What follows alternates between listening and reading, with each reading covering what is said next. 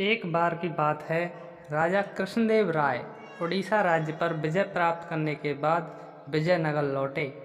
उनकी विजय से प्रसन्न होकर पूरे विजयनगर को सजाया गया और कृष्णदेव राय का शानदार स्वागत किया गया। अगले दिन दरबार में कृष्णदेव राय ने कहा कि यह विजय मेरे लिए बहुत ही खास है। इसके लिए हम कुछ ऐसा करना चाहते हैं जिससे यह विजय यादगार रहे। एक मंत्री ने राजा को सलाह दी कि आप एक विजय स्तंभ चौक बनवाएं। राजा को यह सुझाव पसंद आया। राजा ने कहा कि राजमिस्त्री को बुलाकर इसका निर्माण जल्द से जल्द कराया जाए। इसके बाद राजमिस्त्री विजय स्तंभ के निर्माण कार्य के लिए लग गया। उसने विजय स्तंभ बनाने के बाद उस पर नक्काशी का काम करना शुरू कर दिया। उसने बड़ी मेहनत से रात दिन काम करके कुछ ही दिनों में विजय स्तंभ को पूरा कर दिया। इसके बाद एक खास दिन पर राजा ने उस विजय स्तंभ का शुभारंभ किया। विजय स्तंभ की सुंदरता को देखकर राजा और सभी व्यक्ति बहुत प्रसन्न हुए। राजा ने राजमिस्त्री को कहा कि इतनी सुंदर कारीगरी के लिए मैं तुमको कुछ इनाम देना चाहता हूँ। तुम बताओ तुमको क्या इनाम चाहिए।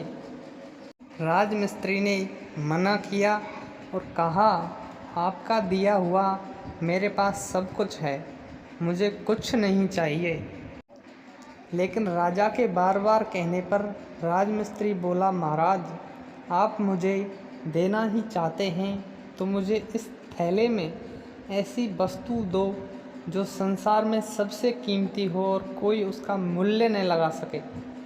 राजा इस बात पर सोच में पड़ गए और राजमिस्त्री को इनाम के लिए अगले दिन दरबार में बुलाया। राजा ने तेनालीराम को अगले दिन दरबार में आने के लिए सैनिक को संदेश भेजा।